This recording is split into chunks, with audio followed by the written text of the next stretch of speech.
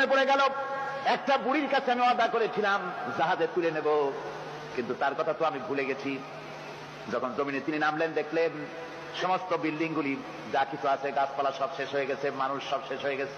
মনে পড়লো বুড়ির কথা, হারে তার কথা তো ওয়াদা করেছিলাম সাথে নেব, কিন্তু ভুলে গেছি।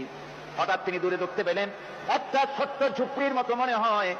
মনে করলেন যেখানে পাহাড় পর্যন্ত নড়বড়ে হয়ে গেছে, ছোট্ট ঝুপড়িটা সেখানে টিকলো কি করে? কাছে গেলেন, ভেতরে মানুষ আছে বলে মনে হলো।